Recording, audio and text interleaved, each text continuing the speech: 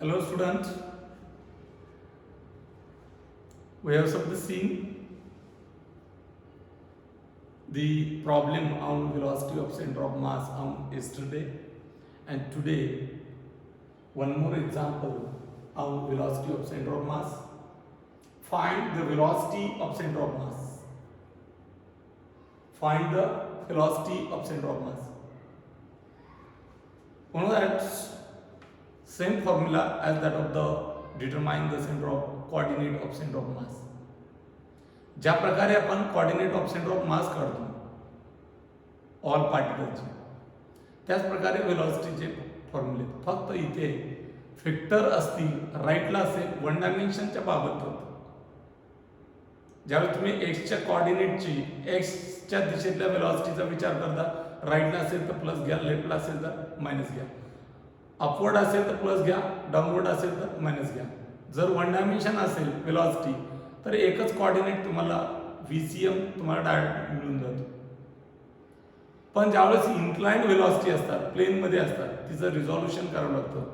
त्यावेळेस VCX काढायचा, जसं आपण XCM काढत होतो, YCM काढायचो आणि त्यावरून R काढता येतो पोझिशन, तसं इथं VCMX म्हणजे सेंटर ऑफ मासची अलॉंग X, सेंटर ऑफ मासची अलॉंग Y वेलॉसिटी डिटरमाइन करा आणि त्यावरून टोटल वेलॉसिटी तुम्ही डिटरमाइन करू शकता. सीआर या ठिकाणी तीन पार्टिकल दिले, त्यांचे मासेस आहेत M, 2M and 3M. Right. हा कुठे चालला? पॉझिटिव्ह वायच्या दिशेत. हा कुठे चालला? इन्क्लाइन एक्स ॲक्सिसची अँगल किती केलाय? 37 डिग्री, 37 डिग्री. किती वेलॉसिटीने चालला? 5v0. आणि हा पॉझिटिव्ह एक्सच्या दिशेत चालला. आता तुम्हाला ट्रिग्नोमेट्रीच्या या 37 डिग्रीच्या स्टँडर्ड एक ट्रायंगल लक्षात ठेवायचा आहे. समजा हा अँगल किती रे? 90. हा समजा लहान आहे तर 37. राहिला हा किती? 53. बरोबर. 37, 53, 90 हा ट्रायंगल शॉर्ट की म्हणून लक्षात ठेवायचा. 90च्या समोरची साईड असते 5, लहानाच्या समोरची असते 3 आणि मोठ्याच्या समोरची असते 4. 3, 4, 5. ओके. आता मी याचं रिझॉल्युशन करून घेतो. हा इन्क्लाइंड आहे ना, मग 5v0 ने इकडे अँगल किती केलाय? कुणाशी अँगल केलाय? XC. मग हा काय? 5v0 cos of 37. ओके. आणि इकडे काय असेल? 5v0 sin of 37. राईट. आता हा वापरायचा नाही, हा वापरायचा ना, हा कंपाऊंड वापरायचा. या ठिकाणी पहा 5v0 sin of 37. याची किंमत किती येते ते पाहू आपण. 5v0 इंटू sin 37, समोरची भागिले कर्ण 3/5. 5 5 कॅन्सल. किती आली वेलॉसिटी? 3v0. ओके. त्यानंतर 5v0 cos of 37 is equal to 5v0 into किती रे? cos of 37, लगतची भुजा 4 भागिले 5. 5 5 कॅन्सल. 4v0. राईट. आता पहा, particles mass v along to the x, velocity along to the x, vx, आणि हे v1. जसे आपण x कोऑर्डिनेट आणि y कोऑर्डिनेट घेत होतो तसे vx आणि v1. मी याला पार्टिकल नंबर 1 म्हणतो. हा पार्टिकल नंबर किती? याला 1 म्हणलं, याला 2 म्हणलं आणि याला 3 म्हणलं. मग पहिल्याचं मास किती रे? m. दुसऱ्याचं किती? 2m. तिसऱ्याचं किती? 3m. राईट. पहिल्याची x च्या दिशेत वेलॉसिटी किती? 0. y च्या दिशेत प्लस v0.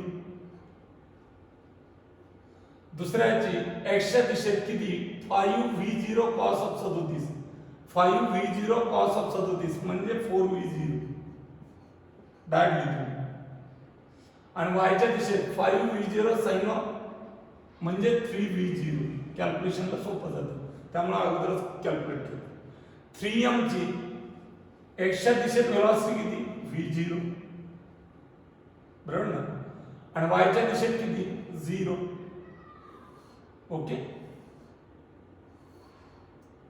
आता या ठिकाणी आपण डिटरमाइन करू आता फी सेंटर ऑफ मास एक्सच्या दिशेत काय m1 v1 कोणत्या दिशेत एक्सच्या दिशेत m into 0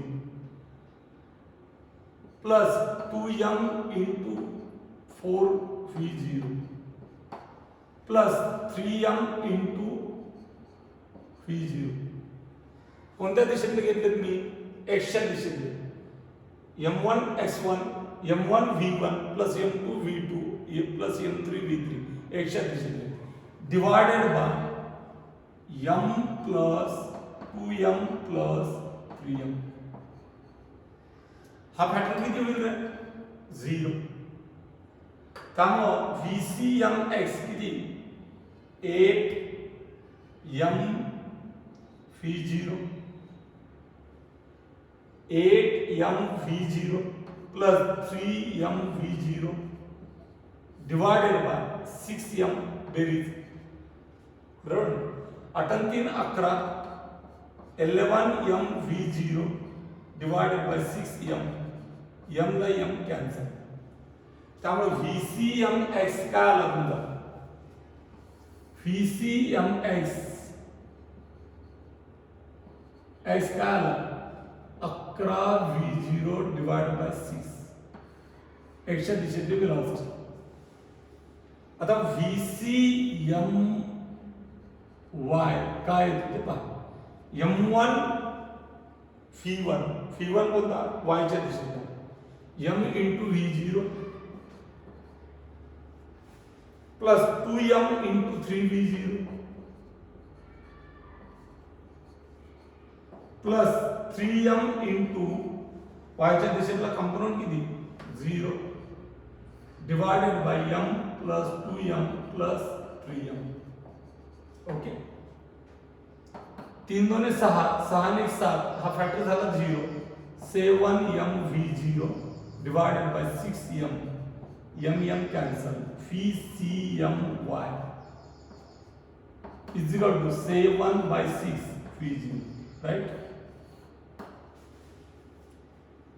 consider here समजा या ठिकाणी त्या तिन्ही पार्टिकलचं मिळून हे सेंटर ऑफ मास आहे centre of mass of y आहे हा काय तुमचा सेंटर ऑफ मासचा velocity along x आणि ही काय आली सेंटर ऑफ मास ची हे तिन्ही पार्टिकलची मिळून centre of mass he velocity कोणाची आली VCMY तर मी समोरासमोर इक्वल घेतो हे VCMY आणि हा VCMX आणि ही आली तुमची VCM रिझल्ट मग ही डायरेक्शन झाली थीटा मग मला सांगा हा काय VCMX आणि हा काय VCMY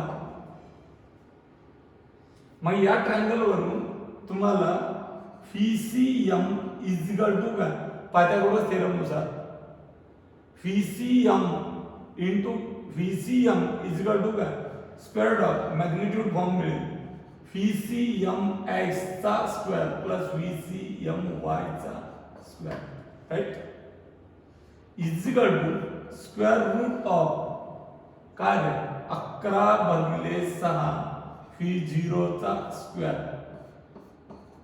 plus 7 v0 divided by 6 चा square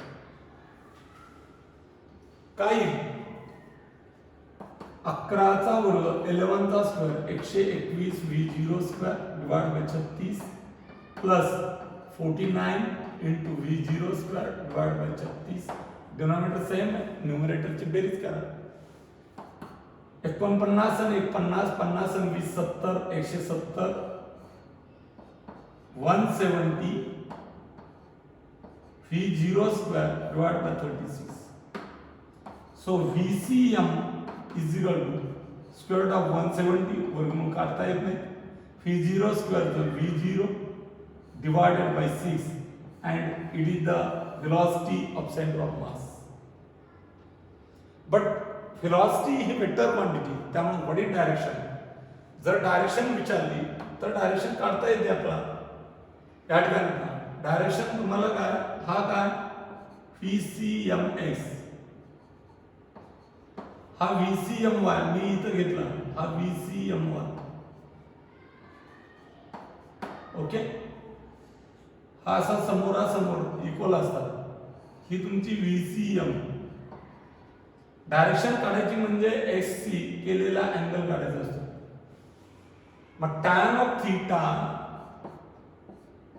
tan of theta is equal to काय, समोरची भुजा VCMY divided by VCMX is equal to काय, 7 divided by 6 V0 divided by 11 divided by 6 into V0.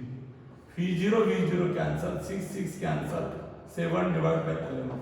And so theta is equal to tan inverse of 7 divided by 11 V0. Okay, and it is the direction of velocity of center of mass of system of particles, and it is the velocity of center of mass of given system of particles. System of particles मध्ये तुम्हाला किती particle दिसते तर 3. Inclined असेल तर resolution करून घ्या, जमेल. किंवा तुम्ही याला V1 म्हणा, मग व्हेलॉसिटी फॉर्म वेक्टर फॉर्म मध्ये करता येतं. V1 V2 V3 and so on. V1 काय V0 into J cap, V2 काय 5V0 cos of 37 into I cap plus 5V0 into sin of 37 J cap, आणि V3 काय V0 into I cap, कारण J cap नाहीच आहे. त्यानुसार M1 V1 तुम्हाला VCM in the form of vector form मिळून जाईल. त्यावरून मॅग्निट्यूड काढतो, राईट. सी आतापर्यंत आपण coordinate of centre of mass पाहिले, position vector of centre of mass पाहिलं, त्यानंतर आपण velocity of centre of mass पाहिली. आता आपण पाहणार आहोत acceleration of centre of mass. काय पाहणार आहोत? Acceleration of centre of mass. Acceleration of centre of mass. Acceleration of centre of mass. याचा अर्थ पार्टिकल कसे असतील, ऍक्सलरेटेड असले पाहिजे. ऍक्सलरेशन वेक्टर एक स्केलर क्वांटिटी, तर वेक्टर असेल तर त्याला डायरेक्शन येते, आणि डायरेक्शन असतील तर सेम फॉर्म्युले व्हेलॉसिटी सारखेच तुम्ही प्रॉब्लेम सॉल्व्ह करायचे. ओके, कन्सिडर हियर, समजा या ठिकाणी हा y ऍक्सिस आहे, हा y ऍक्सिस आहे, हा x ऍक्सिस आहे, हा पार्टिकल आहे ज्याचं मास आहे m1, राइट. याचा ऍक्सलरेशन आहे a1. हा दुसरा पार्टिकल आहे त्याचा मास आहे m2, याचा ऍक्सलरेशन आहे a3. डायरेक्शन कुठे तुम्हाला माहित नाही, सॉरी a2. दोन पार्टिकल आहेत. What is the acceleration of centre of mass? Acceleration of centre of mass is equal to m1 a1 plus m2 a2 total divided by m1 plus m2. Vector form मध्ये नाही express केले तर direction नुसार चिन्ह द्या. राईटला चालला plus आहे, लेफ्टला चालला मायनस आहे, अपवर्ड चालला प्लस, डाऊनवर्ड चालला दॅट इज मायनस. ओके, आता या ठिकाणी पहा, आपण काही केसेस पाहणार आहोत. जर पार्टिकल आहे, काही केसेस पाहणार आहोत आपण. एखाद्या सिस्टीमवरती जर एक्सटर्नल फोर्स ऍक्ट होत नसेल, काय म्हणलं मी, एखाद्या सिस्टीमवरती जर एक्सटर्नल फोर्स ऍक्ट होत नसेल तर का, if there is no external force,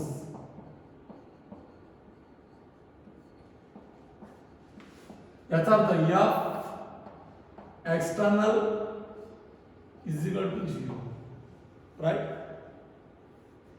मग एक्सटर्नल फोर्स जर 0 असेल, एक्सटर्नल फोर्स जर 0 असेल तर एसीएम ऍक्सलरेशन किती येईल, ऍक्सलरेशन किती, external force if F external is equal to 0, याचा अर्थ ऍक्सलरेशन किती, ACM इज इक्वल टू किती, 0, कारण force is equal to mass into acceleration, force is equal to mass into acceleration.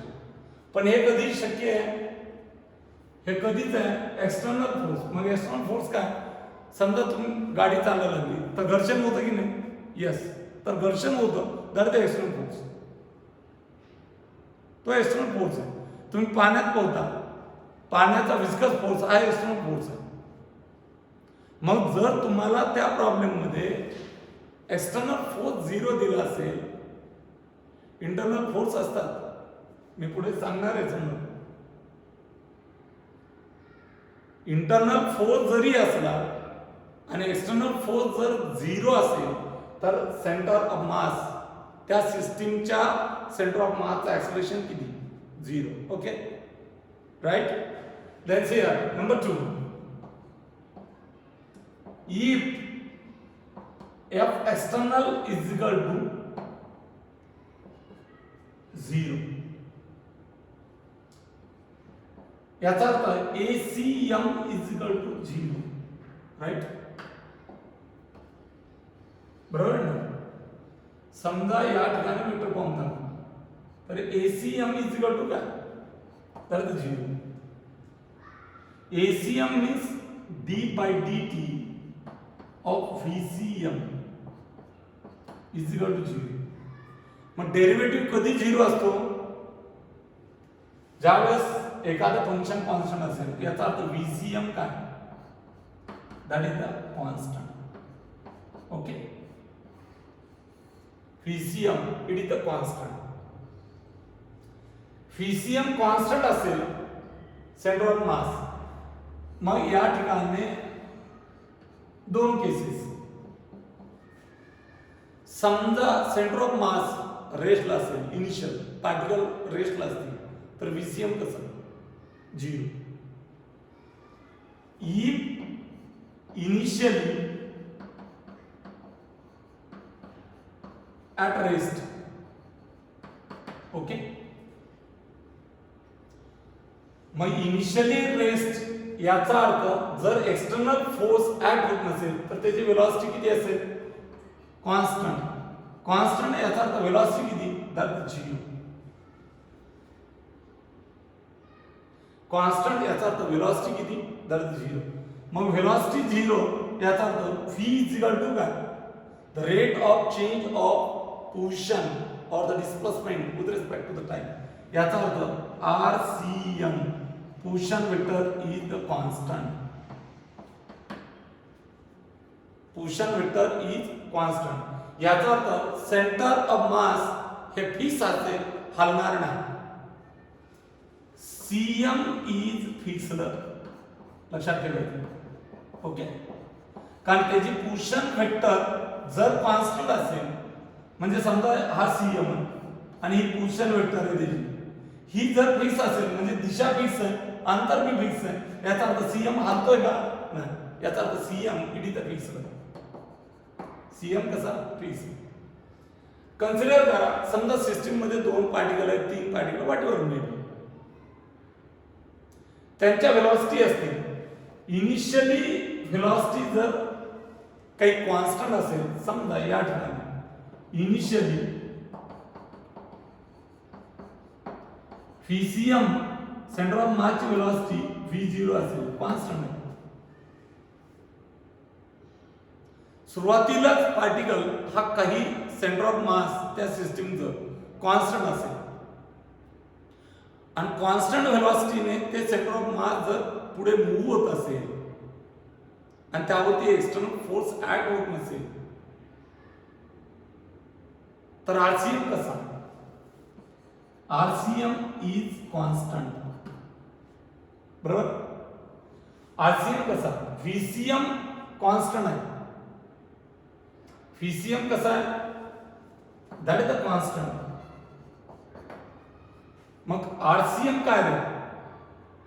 Position vector काय? Centre of मासची value काय? या ठिकाणी initially centre of मासची वेलोसिटी जर कॉन्स्टंट असेल, v0 असेल, ती बदलत नसेल तर आरसीएम कसा आहे? v0 dr by dt is equal to the constant. याचा अर्थ dr by dt कसा आहे? तर कॉन्स्टंट. मग मला सांगा, या ठिकाणी व्हीसीएम जर v0 असेल तर आरसीएम ची पोझिशन देखील तुम्हाला डिटरमाइन करता येते, राईट. कन्सिडर करा, या कंडिशन तुम्हाला लक्षात ठेवायचं. काय काय सांगितलं मी? एक्सटर्नल फोर्स जर 0 असेल तर एसीएम 0 असतो. सेकंड, एक्सटर्नल फोर्स 0 तर एसीएम 0. एसीएम 0 याचा अर्थ व्हीसीएम कॉन्स्टंट. व्हीसीएम कॉन्स्टंट तर इनिशियली रेस्ट असेल तर या ठिकाणी व्हीसीएम 0 तर आरसीएम कॉन्स्टंट तर सेंटर ऑफ मास फिक्स आहे. इनिशियली रेस्ट आहे, नंतर गतिमान झाले तरी सेंटर ऑफ मास कसा असेल? फिक्स असेल. There is no change the position of centre of mass. But initially तेव्हा v0 या वेलोसिटीने असेल तर फायनली त्याची वेलोसिटी किती राहील? फायनल वेलोसिटी किती असेल? मला सांगा, फायनल वेलोसिटी किती असेल सेंटर ऑफ मास? व्हीसीएम कसा राहतो? कॉन्स्टंट. याचा अर्थ सुरुवातीचा जो वेग असेल तोच वेग फायनल देखील राहील.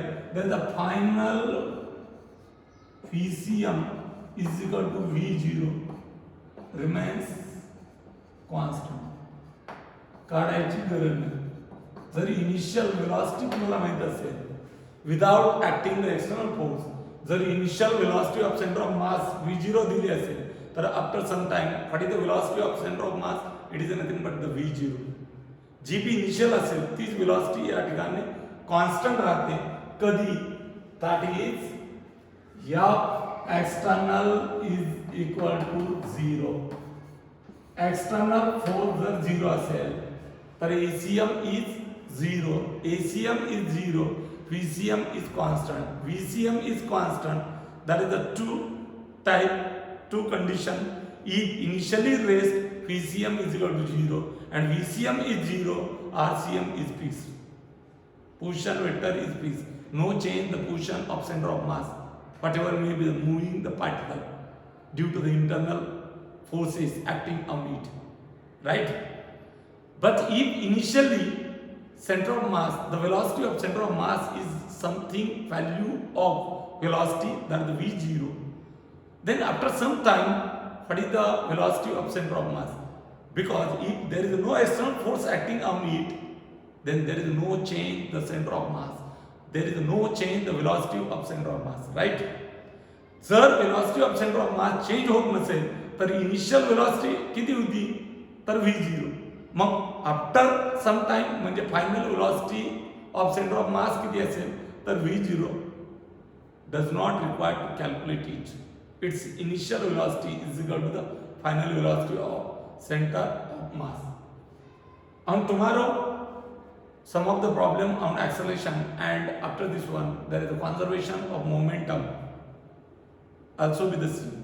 Okay, we can stop here.